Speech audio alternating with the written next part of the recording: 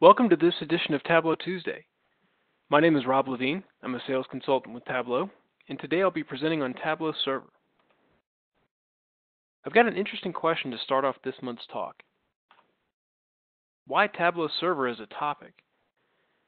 So far in the Tableau Tuesday series, we've covered an Intro to Tableau Prep in January, Extract Optimization and Performance Tips in February, Ask Data in March. That's two fairly new products or components of the platform. Prep was first released about 2 years ago, and Ask Data came out in January of this year. And one very specific, one very deep topic centered around performance, which is always going to be relevant. But Tableau Server is a very broad, generic topic, and it's been the essential component of our platform for years. So, why Tableau Server? Well, when our team was putting together a list of ideas, this one seemed to be almost a unanimous suggestion, because collectively, we felt that some members of our community may not have seen Tableau Server at all. Perhaps their view of the Tableau world is just desktop. Some of our customers may have only seen previous versions of Tableau Server. And with our fast pace of innovation, we typically release a new version of the platform about every 3 to 4 months. There could potentially be lots of updates since your last look at it. Some folks may not fully understand all the power and capability that Server contains, and that there's actually a lot more to take advantage of than you might realize. And finally, we want to empower our customers by showing that Server is more than just a repository for workbooks. When used to its full potential, Tableau Server is really a window into your data.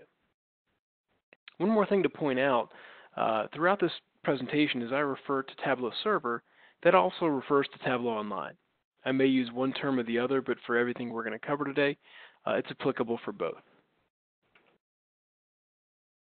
As many of you probably know, our mission is to help people see and understand data. Tableau has always been focused on that one thing, people. We believe that people are an organization's greatest asset, and that data can be used to make your people even more valuable. If you can get the data into the hands of the people who know the business, that's when the magic happens. That's when their creativity and their curiosity get awakened. They research facts to support their intuition. They see opportunities in your business that have never been seen before. They become more engaged and they drive your organization forward. And this has been the fuel behind the inception of Tableau, and it continues to drive us today. And Tableau Server is at the very heart of that. It was born out of the need to distribute findings and insights that have been uncovered with other team members, enable collaboration, and most importantly, provide direct access to data so that further insights could be gained. And that idea of enablement is the main purpose of Server.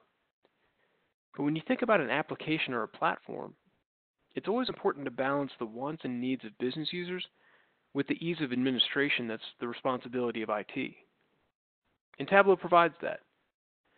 Every company has various types of users, different business departments, different skill sets, different levels of technical ability, different data sets that they work with, different levels of authorization. And you have IT that has to accommodate the needs of those users, and those needs center around analytical capability, the need to share information effectively and securely, the need to determine which information is correct and what may be outdated or irrelevant. And those needs run the gamut, and more importantly, they change almost constantly. IT needs a solution that can scale, that can shift according to company policies and decisions, something they can monitor effectively, and something they can incorporate into other applications if and when needed. With over 90,000 customers, the Tableau Server platform was designed to address simple and complex needs of both users and IT, to allow any organization to make it their primary platform for accessing and interacting with their data and sharing their findings. So here's what we're going to cover today. We'll start by highlighting what I believe to be the most important and often most overlooked aspect of Tableau Server, and that's Data Server. We'll go through various end-user capabilities. I'll discuss and show some brief examples of security and governance within Server, and then we'll end with some resources to leverage going forward, as well as provide some suggested next steps as you continue your journey with Tableau Server. Now, if you take only one thing away from today's session, let it be the importance of Data Server. So what is Data Server? It's a component within Tableau Server that allows data sources to be published, shared, and refreshed. More importantly, it's a defined set of dimensions, measures, and calculations that are documented, reusable, and scalable for future analysis. Now, I find the best way to understand Data Server is to see it in action. So let's go to a quick demonstration here. So here we have a very simple database, about 8 rows of data, 5 columns, nothing significant, but I want to keep it simple just so that you understand and see how Data Server comes into play as new data gets added to the system. So what we'll do is in Tableau Desktop, I'll just go ahead and establish a connection to this particular database. Now this is really more of a function of, I don't want to say IT, but it's someone that has the domain knowledge about the database itself. And I'm just going to change this number format just so that everything shows up correctly. And that's it. So someone that has that domain knowledge, that knows the database and how tables may be joined and that type of thing. We'll get into that later. But notice that for now, I'm not going to create any reports as this user. I'm just simply establishing the connection to the database, and I'm going to publish this to server. And we'll call this our webinar database, or data source. And I'll make sure that the password is included in that so that no one has to enter that in later. And that's it. So that's all that happens from the quote-unquote developer side. And now we'll get into what happens when multiple users log into the system. So what we've got are 2 users. We'll just say William and Aaron. Now William and Aaron are 2 users within the company. They may be a part of different departments or organizations. They may be in different buildings or just completely separated in terms of their role, but they both still want to leverage that data source, right? They may want to ask questions of that data. So they'll both simultaneously go into that data source and create a new workbook, right? So William may want to know sales by state. And he'll build out a very simple report that shows sales by state. Aaron, on the other hand, may want to look at the number of customers in a particular region. So we'll add customer and region, and she'll actually be curious more for just a simple count by region. And as we saw, there are 2 customers in every region. So they both have their reports. They'll both save. And we'll call this Aaron's workbook.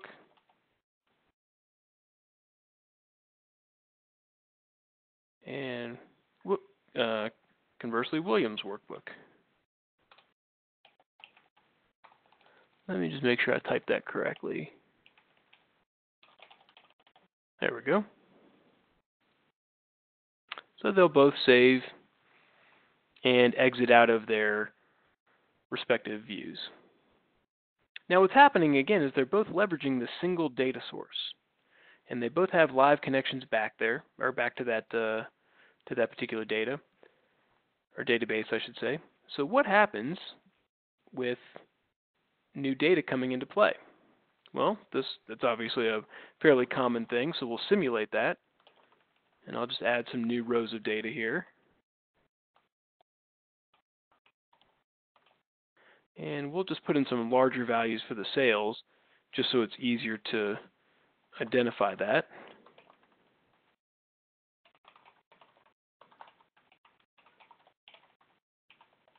And there we go. So we have new data in the database, and let's just say a couple days go by, the new data shows up, and then William wants to open up his workbook. Aaron would do the same. And now we see how that data changes. We now have 4 customers in the south. The sales in the south is the 3,000 of the the 1,000 plus the 2,000. So they each have their separate workbooks pointing back to that singular view of the data, that singular view going against the actual SQL Server database in this case. Nothing has to be done by the end users in order to get new data loaded into the workbooks. In this case, they just happen to be live connections back. But again, this is illustrating the concept that a single view of the data source, a single view of that database, is enabling multiple users. So if you think about all the components that go into a connection to data like we just saw, we chose a type of database, SQL Server, which needs a driver. We specified the server name on the network.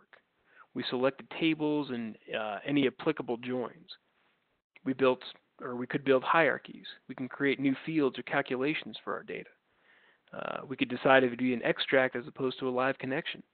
Tableau packages up all of that into a single object that can be reused over and over again by as many people as necessary. That way, nobody else has to reinvent that wheel. Nobody has to go through the exercise of figuring out which database houses the information we're looking for, joining tables that they may not have familiarity with, renaming fields, and so on and so on. This way, IT can create that window into data for the entire user community without having to build out the actual reports that the various users are looking for. And really, they're best suited to be built by the users themselves, since they know the questions that they ultimately want to ask anyway.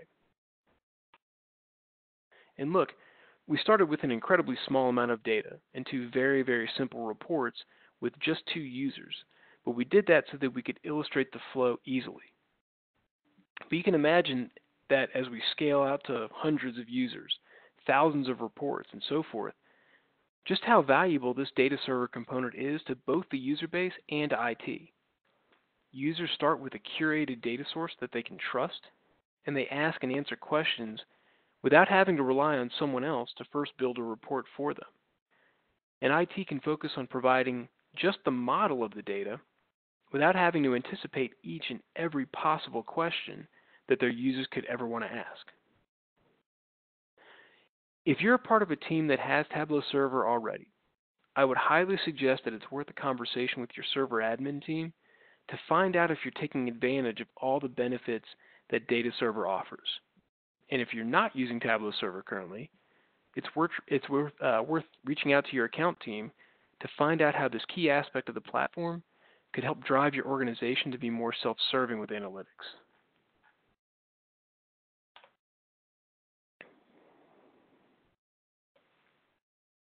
So let's get into some of the end user capabilities here. I'd say one of the most powerful ones outside of Data Server is going to be web editing, or really web authoring. So this opens up an editor very similar to Tableau Desktop. By the way, historically, when Server was first released, the user interface was mainly about consuming and interacting with something that was created in Desktop. The idea was that something would be built in Desktop and consumed or interacted with over the browser. But over the past few years, the goal was to bring those two applications closer together so that a user could author or edit something from either. And with every subsequent release, we've made Server more powerful in terms of the authoring capabilities so that users can largely perform the type of analysis that they've done traditionally in Tableau Desktop.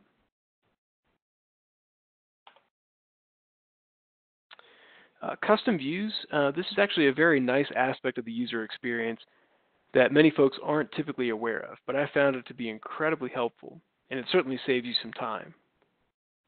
If you're looking at a view that has a few filters on it, and you find yourself opening that view every day or every week, whatever your cadence is, and upon opening that view, you spend about 5 to 10 seconds changing the filter values to be what you want each and every time, custom views are for you. They allow you to save the settings so that you have your own personal defaults, essentially. But keep in mind, this doesn't create another copy of the report. This doesn't add more to the storage of Tableau Server.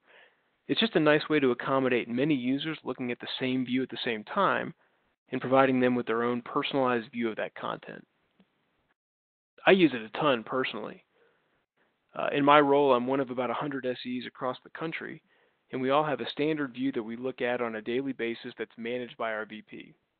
And at the very top of that view is a drop-down box where we each select our name to filter down to our information.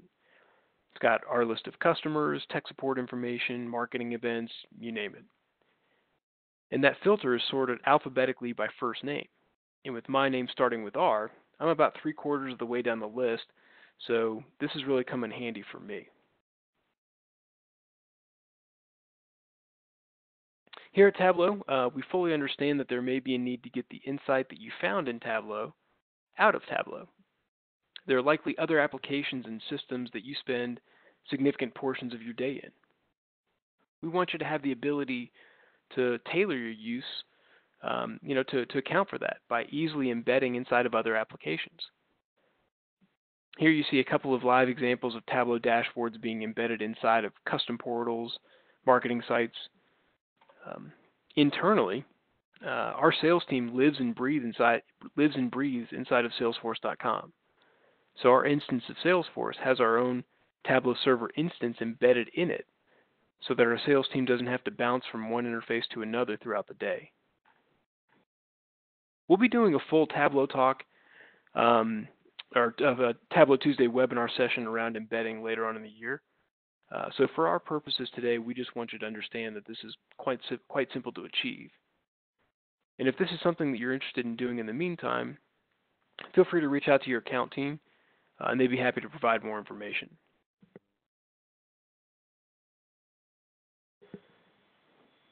Commenting, certainly we've made it a lot easier to provide that collaboration or have that collaboration inside of the Tableau Server platform so that you don't have to leave the platform to have that discussion. I'll show you all these things as we get into a demo here.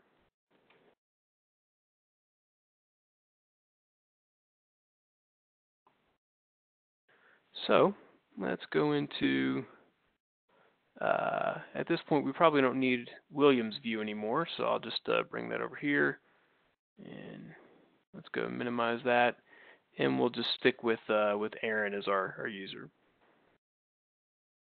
All right, so let's go into Explore, and let me find find a good workbook to work off of here. Bear with me one more time.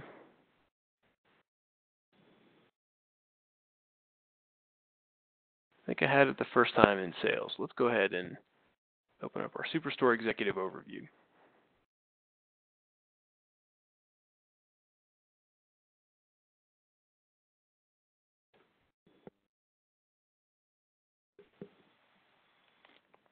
All right, so here's an example of a view that of just a simple dashboard.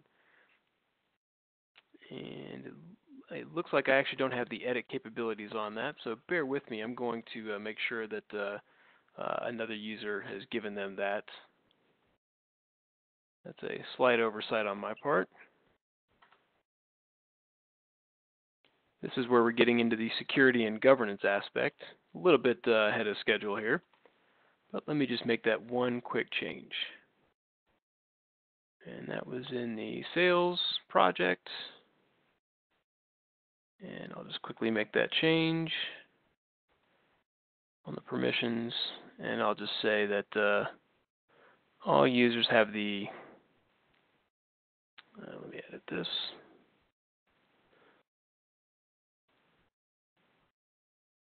There we go. So now let's go in as Aaron, and I'll just do a log out, log in to make that simple change take effect. Go into Sales, Superstore Overview.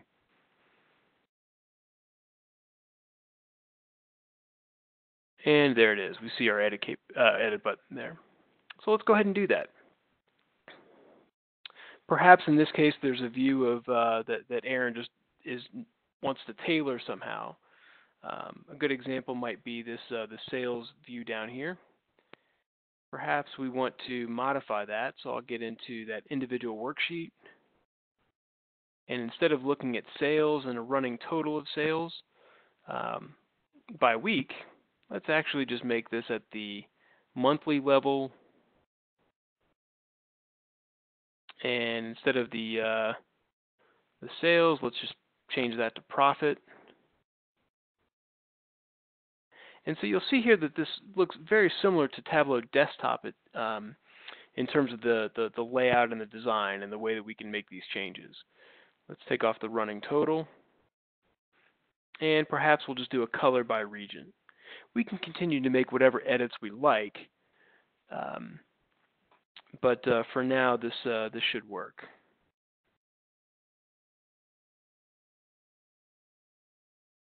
So that's our edit there. And let's just see, it looks like we might have a data source filter in place. No, there we go. Okay. So at that point, I could certainly save this, and so I'll just do a file, save as, just so that I don't overwrite the original. And I'll call this Aaron's Updated Workbook. And again, I'll embed the password there.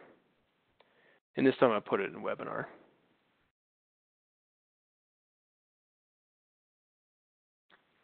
Now, as this particular dashboard runs, when it first opens up, you recall that we've got our filters over here. Our filters for region, our profit selector, our order date, and profit ratio. Now, as Erin opens this up, maybe she says, hey, look, I'm always a part of the East, so I only want to filter down to the East. And I really only care about things that are unprofitable. So I'll do the slider, and by the way, if I'm really lucky, I can get exactly at 0, but usually I'm not, so I need to go in and manually type in 0. So I spent a good 5 or 6 seconds just getting those details exactly right. And certainly that can just escalate the more filters I have in place. Well, in order to save myself the time from having to do that each and every time, I'll apply that custom view. And I'll say Aaron's view. And I can add some further details if I wanted, but for right now, I'll just say make it my default. And by the way, if I wanted to open up this view for other folks, I could make it public. But for now, the key thing is that I make it my own default and say save. And that way, whenever we come in and run that workbook, Aaron's Updated Workbook, I hit Overview, you'll notice that those defaults are put in place without me having to do anything there. And by the way, I mentioned the embed piece. One of the nice things that Tableau does is it gives you the embed code and a direct link. So let me show you what these look like.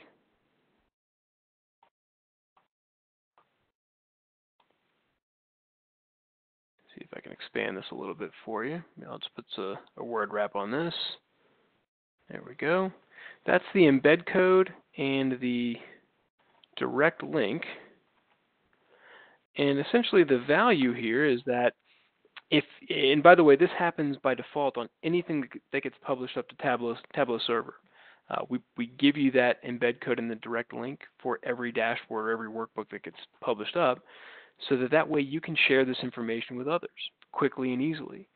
You can email them or make this direct link available to someone via just the URL. And then, of course, if you were looking to include this or embed it inside of another application, we give you just the default embed code so you don't have to script that out on your own. And then finally, the other point that I wanted to make was really around the comments. So this would be a running dialogue where Aaron might say, hey, what's with the drop there? Let's go ahead and just add that snapshot in. Say significant dip in profits, and post our comment. And now anyone else that would open up this view would happen to see that that comment is there, and of course, and more importantly, have the link back to that snapshot just by hitting the view. So even if someone else had an entirely different specification, if you will, in terms of the filter values or whatever they happen to be looking at, all that the person reading these comments would have to do is just click on that view, and it would load it accordingly, so that they could see exactly what Aaron would be referring to in this case. Very nice capabilities that allow for the collaboration and for the ease of use there. So let's get back into the PowerPoint, and now we'll talk a little bit about distributing data out from an end user standpoint. Tableau has what we refer to as subscriptions. So this is a very simple way of receiving information outside of the Tableau Server interface, and more so having it directed to your inbox. So we let you subscribe yourself and other users to workbooks and views. So you can make sure that your entire team sees your weekly KPI reports, or executives receive their quarterly sales progress directly in their inbox whenever you want. All you have to do is hit subscribe, and you have the ability to schedule those at will.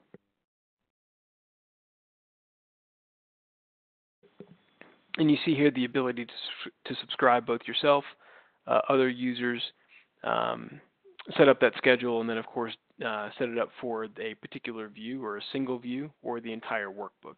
We'll see this in action momentarily. And then the counter to that is data-driven alerts.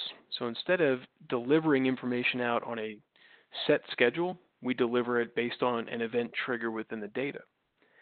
Why did we add this? Well, a number of years ago, our VP of Sales, seeing that we're a quarterly driven company, a public company, every quarter, with about 3 or 4 days left in the quarter, our VP of Sales always wanted to know the exact moment when we hit our quarterly number. And so with 2, 3, 4 days to go, there was this constant refresh, waiting and waiting and waiting to see how close we'd actually get. And this data-driven alert concept essentially negates that. It just means that you can set an alert for whatever value you want, and then when that event actually takes place, you'll get notified. So let's see this. Let's go back into our view here.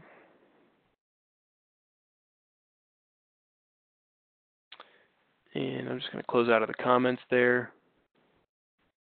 And I'll just reset the view just for a little more perspective there.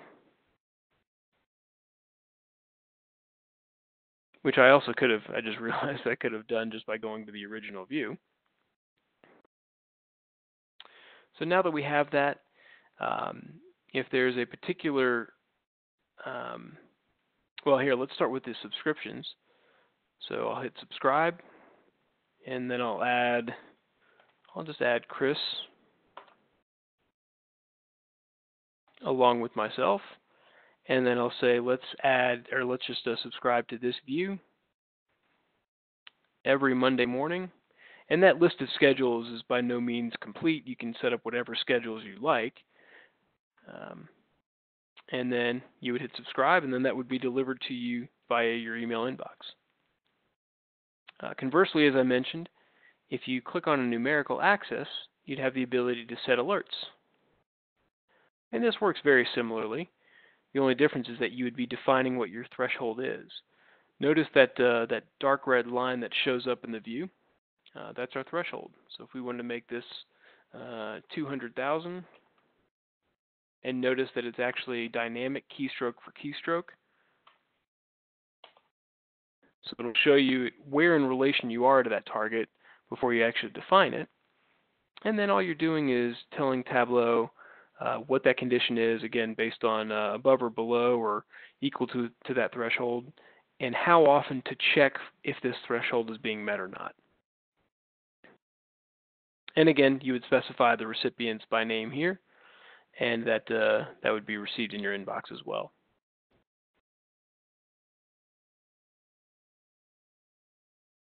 All right, so let's get into the next section on the end user enablement, and that is discovering data. So Tableau Server and online both let you search content in a variety of ways. The quick search field at the top of the page obviously searches the entire site for matching resources of any kind. Filtered search finds matches using search criteria that are specific to each resource type, such as modified date for workbooks or connection type for data sources. And you can also favorite these as well.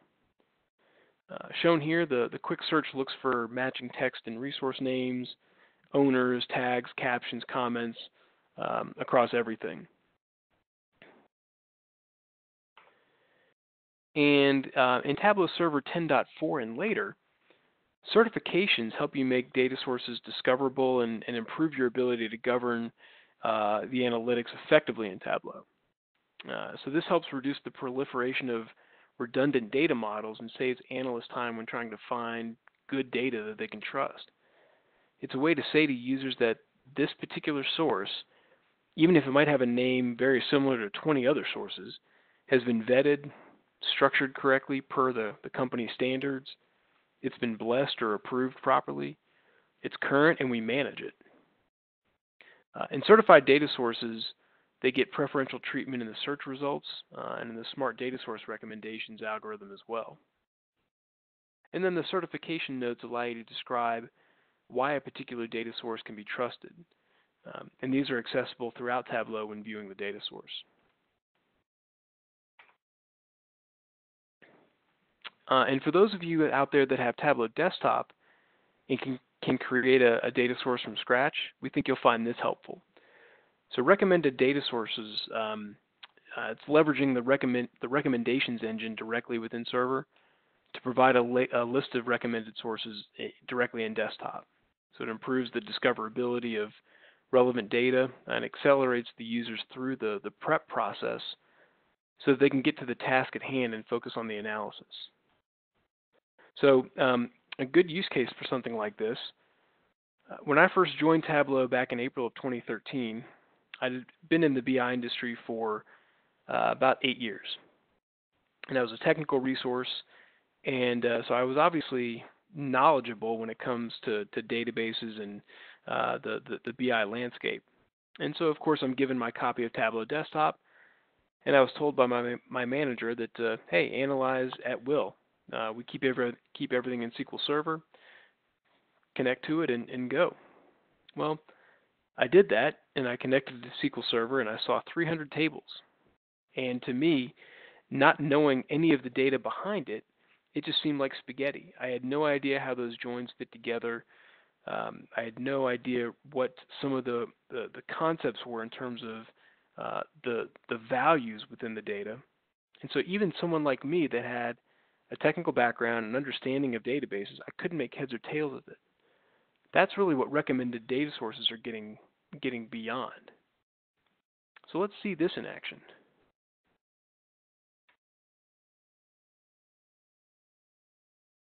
So here, I'm actually connecting to a SQL Server database. This happens to be the Tableau internal or Tableau company SQL Server database. And you notice we have 439 tables. And again, there are a few people that could just identify what's going on in here just by looking at the table names themselves and, of course, the columns as well. Right? It's very hard to understand what these fields actually point to. And that's really where the recommended data sources comes into play. Let me just undo this just so you see what's happening here. With the recommended data sources, you'll start to see that, okay, look, there may be 439 tables, but these 20 are primary ones that we manage, and you see how they're managed, right? Their extract, where it comes from, what a row of data represents, who's the owner, how many workbooks are built off of it. It's certified, hence that ribbon there, and of course a link to the actual documentation. Right? So this tells me that it's trusted. It's been structured properly. So if I want to know anything about the discounting information, this is where I want to go to connect to it. In the same way that if I wanted to do a search for accounting information, tech support information, it's all here within the recommended data sources.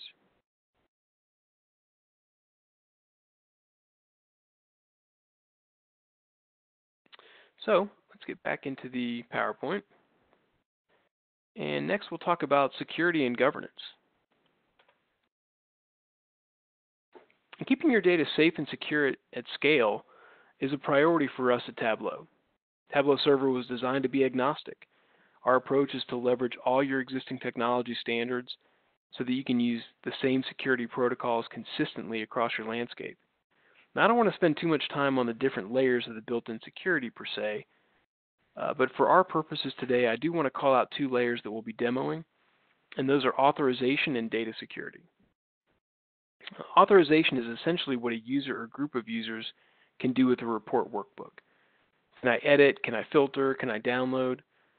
And data security is when you apply filters on what information users are able to see based on who they are in the organization and their role. Bob works in New York, so he should only see data pertaining to the East. And Sally works in San Francisco, so likewise, she should only see data elements related to the West. And by the way, these are the various permissions that can be set on a per user or per group basis for any workbook, any project within the Tableau Server environment. You actually already saw an example of the authorization previously when, again, Aaron went to go edit a workbook and realized that we didn't have the edit capabilities or the web edit capabilities. So again, these can be as granular as you like. You can pick and choose which components or which authorizations to give to people, and then from there they can be modified like we saw earlier.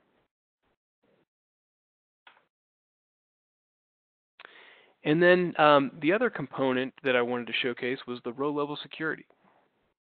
So let's see that in action. Let's go back into our view here, and we'll just get into the webinar folder. And let's minimize this. And same thing for the other user. Now, let's close out of this connection, and let's go back to the data server concept. Right. So we've got the IT person who's going to create a connection to to the underlying database, and in this case, we'll choose Superstore. And we've got all the data that we're going to query or that we're going to analyze, but we also have this users table. And notice this users table is what we refer to as an entitlement table. It's just basically a way to say that William is associated with the West, Aaron's associated with the East, Chris and Samuel, and then finally myself, R. Levine, I should see all 4 regions. So we're going to leverage that entitlement table. Now, what I'm going to do as the designer of this particular data source is just do a little bit of testing. So here, let's look at sales by region.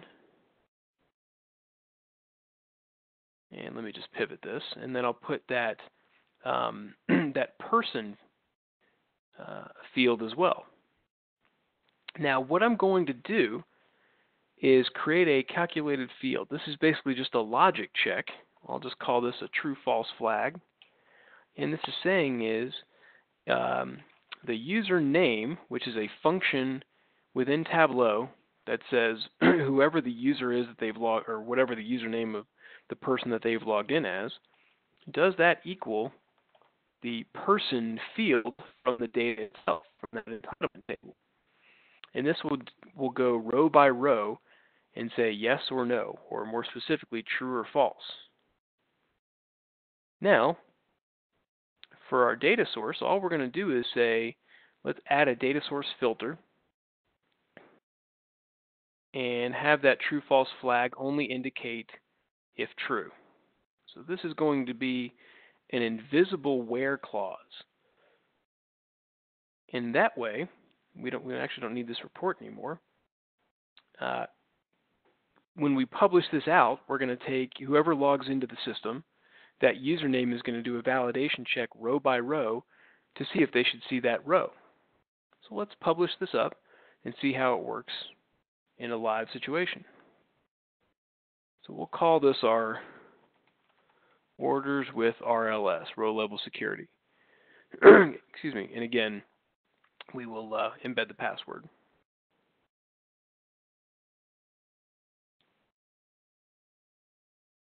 So we'll publish that up.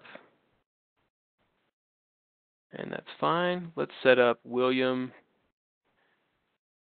And by the way, that's R. Levine. Let's go ahead and let me just make sure that I'm logged in as the correct person here. So let's go ahead and log in as William.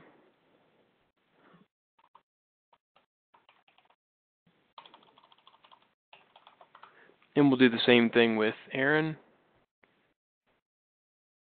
Hence the W and the E, William and Aaron. And they'll, of course, both browse to the webinar project. And they both see the orders with RLS, orders with row level security. And we'll go through the same exercise we did before, which is to create a new workbook. And we'll look at sales by, let's just look at state. And if we've done this correctly, sales by state on both users should filter out the data accordingly to those particular regions. So the same exact report shows different actual rows of data, again, based on who they are in the organization in that entitlement table that specifies which regions they should see.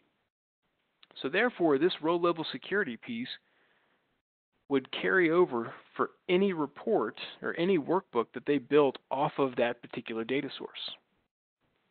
And so when you combine that row level security piece with the data server concept, you can really see how this becomes quite scalable.